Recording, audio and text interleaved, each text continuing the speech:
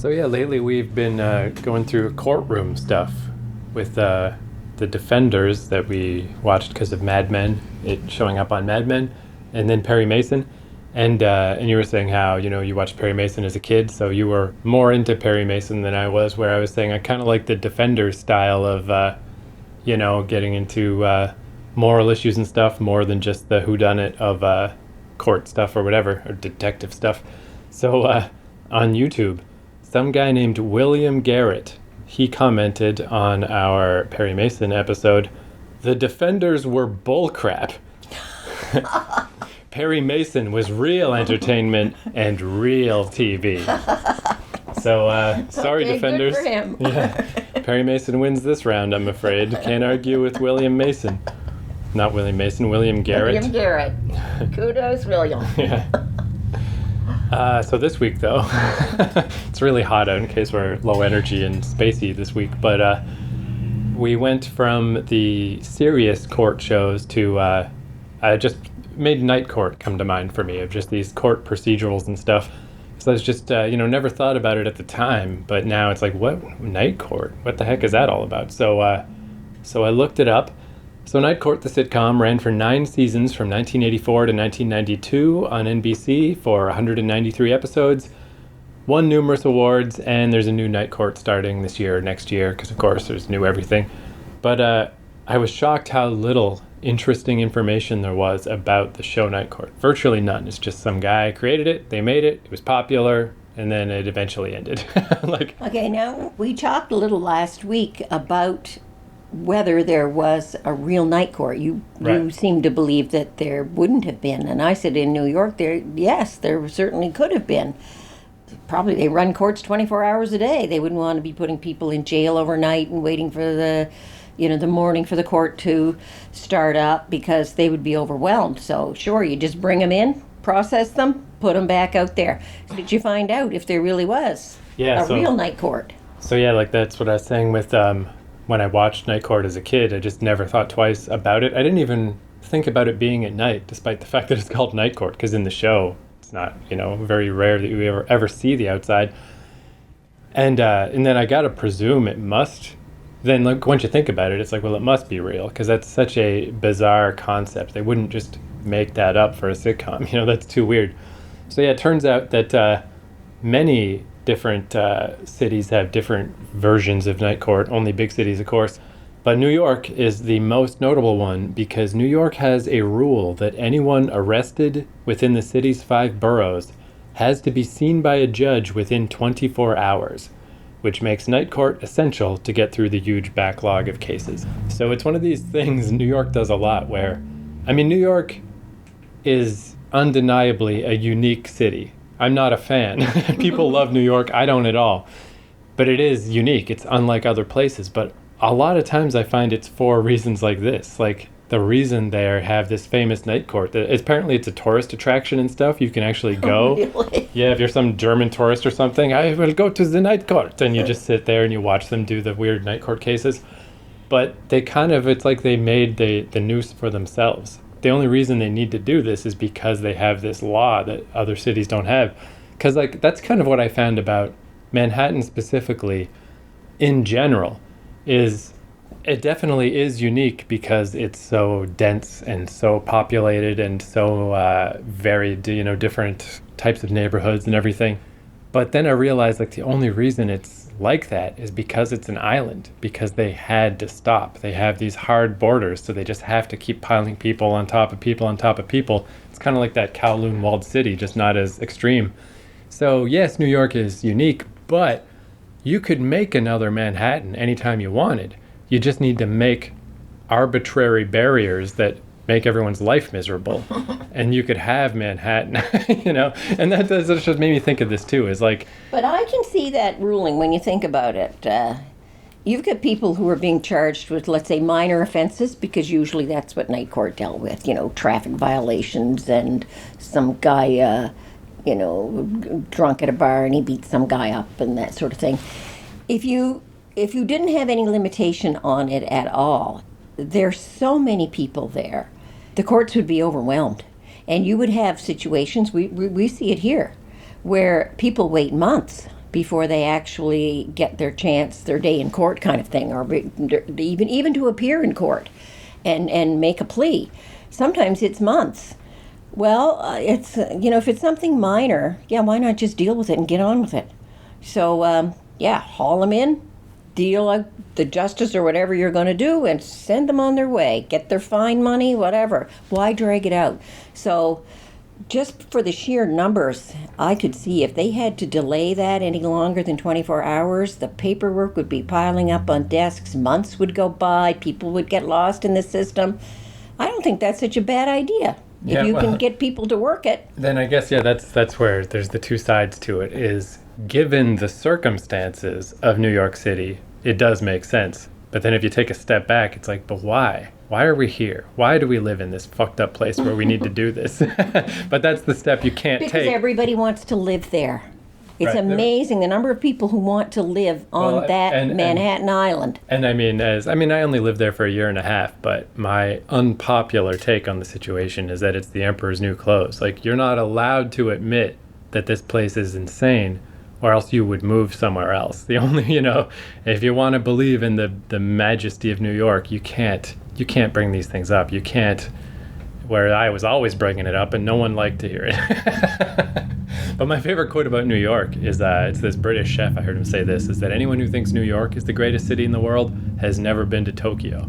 And I think you can't fucking argue with that. But anyway, that's besides the point. Anyway, yeah. So now we do know that there really is night courts, and not just in New York, in other cities but too. New York is by far the most notable because it's the only, other places have night courts, but they don't have this 24-hour rule. Only New York, because it's New York. Hey, let's pile it on. Let's just be crazy. Let's make everything insane. But he made a TV show out of it, so hey, good for him. So then, about this show, this is kind of, I don't know, the only thing I could really learn about this, because I guess the idea, again, it's been a long time since I've seen Night Court, but that the main guy, Judge Harry Stone, he's like, I remember he was like an entertainer or like a magician. He would do a lot of silly-ass bullshit that I assume you can only get away with because it's Night Court, And this was apparently based on a real event, but the information is extremely scant, and it wasn't New York, it was Los Angeles, where apparently some outgoing mayor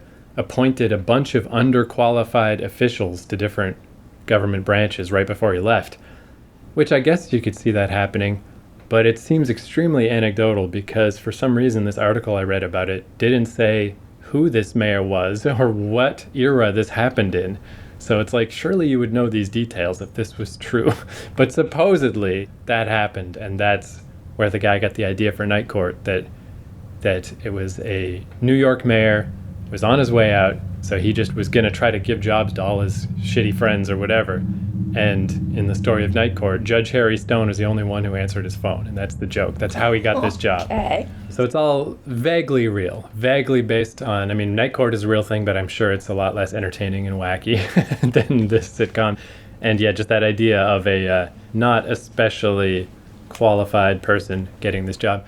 But that is the weird thing too. Maybe I'm just feeling extra negative because it's so hot today and I'm just tired and annoyed. But that's just what's funny about this, about New York and about the situations New York gets itself into, is it's obviously, sure, there's going to be crime at night. That makes sense and then I've had lots of graveyard shift jobs where I work at a coffee shop or some shitty thing and I have to deal with the shit that happens at night. It's just funny to think that someone as prestigious as a judge and these lawyers and, all of these trained people that are relatively high up in society, but just because of the machinations of New York City and how it works, they got to stay up all night too. They're stuck in Night Court. It's just funny. It's interesting. Let's watch it and see. And I just don't know why it's so bad to say New York is unique and interesting and shitty. I don't know why it's so bad to add that last part, but they hate it. They hate hearing that. But that's my take on it. Interesting place, nothing else like it on the earth, but there could be if you wanted. And the truth is you don't. You don't want another Manhattan because it's fucking ridiculous. So anyway, that's I'm sure we'll get an annoyed comment. Personal views on. Yeah, we'll get an annoyed comment from someone City. else next week about that.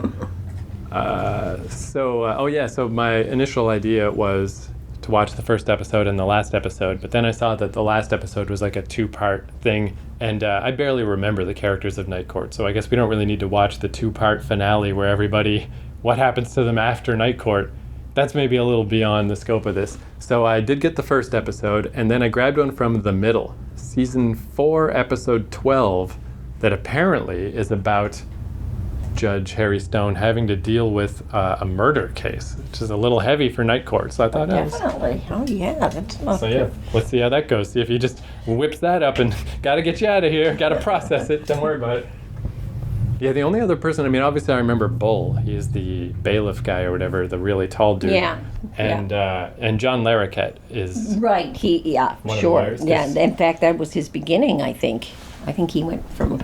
He was. I mean, I guess it was after this. He was in one of those Faulty Towers remakes that we watched. Yeah. Which one? But I think the Night Court was his opening the door to. Right, and then he had fame. I think he literally was in a show called the John Larroquette Show. It was pretty good, but it got canceled right away. Just one of those guys that he never seemed to quite gain all the momentum it seemed like he would.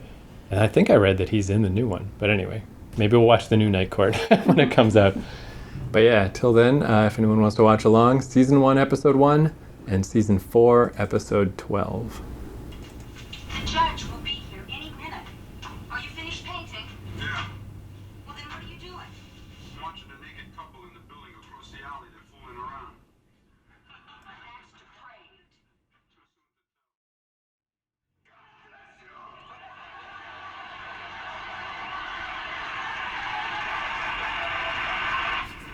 It's a really weird show, right?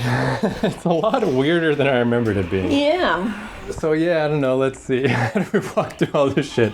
So the first episode was extra weird because it was the pilot, and I presume they probably never played that on TV more than the one time. I certainly never saw it in reruns, and especially because half of the cast were not the actual cast. There was only a couple of them that actually made it. But that one was weird because it was such a normal court, and then here's the wacky judge, and turned up to 11. He was double wacky. It was obnoxiously wacky. Yeah. So then we watched the episode from season 4, and it's this feels more like Night Court. Here's all I recognize these other characters, and it's all coming back to me. And there's all those people that were missing in the pilot. And it's a better balance. It's obviously the wacky judge has loosened everyone up at this point, so everyone's kind of making jokes. So it's less about him, and it's more just, here's a fun, weird Night Court. But then instead of it being the episode I thought I was downloading, it was the next one. It was labeled wrong. So it was all about Mac, one of the guys who works in the court, and his bankruptcy problems. And he gets drunk and they follow him to a bar. And it was all about, the interpersonal relationships of the characters. And it's dude, I'm just trying to remember what Night Court even is. I'm not ready for this. So that episode was a little excessively schmaltzy and weird. So I found the proper one. And then it's, this lady who comes in and claims that she killed her husband. And it's more Night Courty. Most of it was in the court and stuff. But then even that, it's that actually turns out the husband, he was chronically ill and he took his own life. And the wife doesn't want anyone to know that. So she pretends that she killed him. And it gets all schmaltzy. I'm what is this fucking show? Yeah, there's what I remember about that show was courtroom scenes, and I thought that there was much more of them.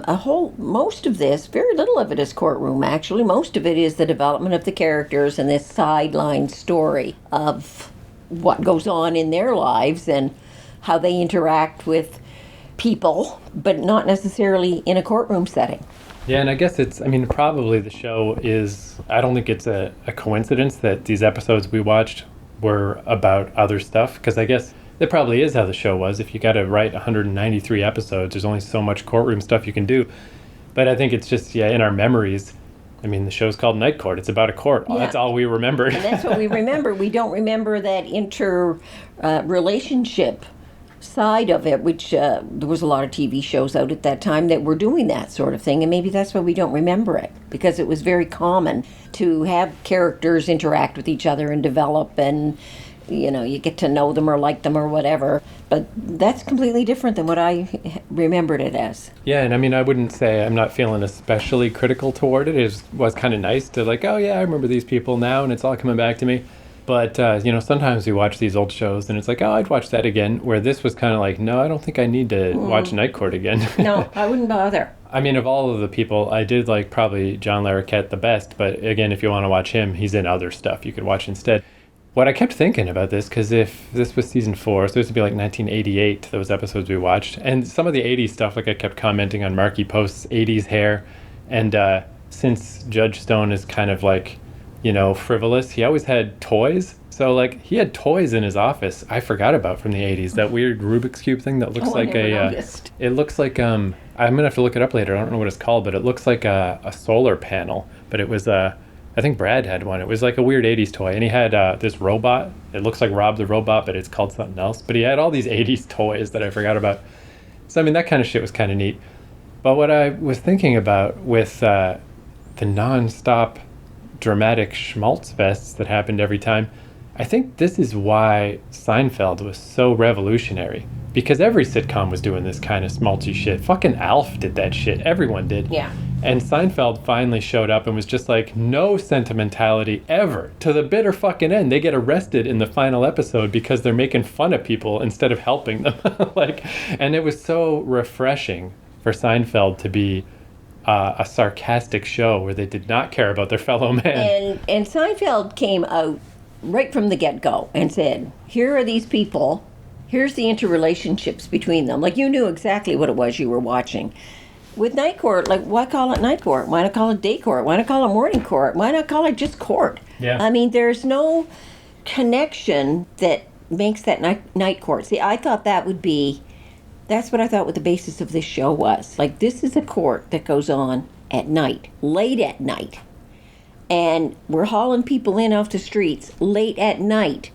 And this is how the interaction of people in a night court as opposed to a regular court. That could have been a regular court. That could have been anywhere. Yeah, the only night court thing about it is, it's something I never noticed as a kid, but there's that one window that, oh yeah, there's the Manhattan nighttime skyline, but you really got to look close.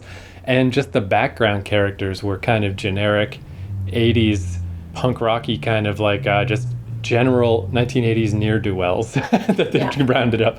I am curious now. But that could have been in the daytime too. Those people wearing those clothes, those people that were in the background. Yeah. That could have been any time of the day. The restaurant scenes, they could have played up on that, like that it's night. It's in the middle of the night. There's nobody around in these places. But there's always all kinds of people in those restaurants, and there probably would be anyway. Yeah, I do think it is New York after all. I do think when the new Night Court starts, I think it's next year, maybe I will dig up an episode or two. Now I'm curious, like, how will they do Night Court nowadays? Will it actually be about the weird shit that happens Court at night? and the night. Yeah, it's not the kind of show I would go out of my way, though, to watch again. And that's the reason why. If I want to watch those relationship shows, they're a dime a dozen. Yeah, and I have a feeling it's probably most of the 1980s and most of even the 90s sitcoms, if we went back to them, they probably all are a little more sentimental than we remember, because we just don't remember that stuff, but they all did that. And that's why, I don't know if I brought it up on this podcast or if it was just us blabbing, but that's one reason I always respected Cheers. Because, again, it's like Night Court, like you're saying, it doesn't matter that it's about Night Court, it's just an excuse for everyone to be there all the time. So Cheers, same thing. It doesn't really matter that it's at a bar. It's just an excuse for these characters to all be at the same place episode after episode. But what I loved so much about Cheers is even in the very final episode, it's like Cheers is about to close and they're all going to have to find new places to hang out. So their little surrogate family is going to be done. And that would be the easiest show to be schmaltzy and sentimental about, because everybody's at a bar drunk. It's the perfect time. But they didn't do it. It was that guy Norm. He almost does it. He's like raising the glass and he's going to do the thing, and then he doesn't. And I'm like, and I respect that. Whoever wrote this show knew not to cross that line. Or in Night Court, they're to cross that line every fucking chance ever. Yeah. And Cheers is actually very similar to Seinfeld in that way, that as soon as that show starts, you know what it's about. A bunch of people hanging out, talking about their lives or what's going on. Nothing really happens in it. Same thing with Seinfeld. Nothing really happens. It's just those people interacting. But you get what you expect to get. Night Court, I was expecting to see more criminal types coming in and how the court dealt with them. and especially what made night court different than regular court. And it didn't give that. Instead, it started giving you this relationship stuff. And even like the pilot episode, it was a little on the nose how, the new judge and his unorthodox methods, and like he's finding these wacky ways to, but they're ultimately more useful. Like instead of just doling out punishments, he like, does his little song and dance and finds out about people's lives and whatever.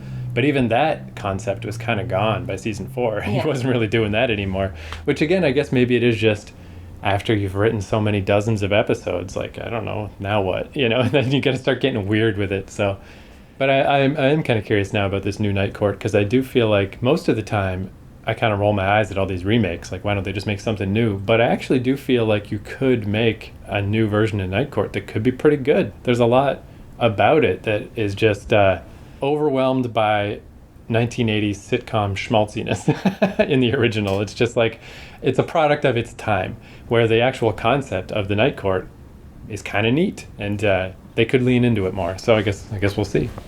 Till then, I don't know. Again, I kind of feel like it's better that we delve back deeper. We're more in the 50s and 60s TV. The couple times we've delved into the 80s, it doesn't always go great. It's stuff that I kind of am nostalgic for because I saw it as a kid, but then you watch it again and it's no fucking good.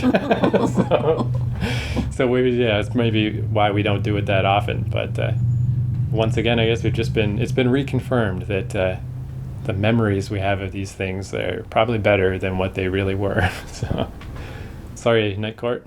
Yeah.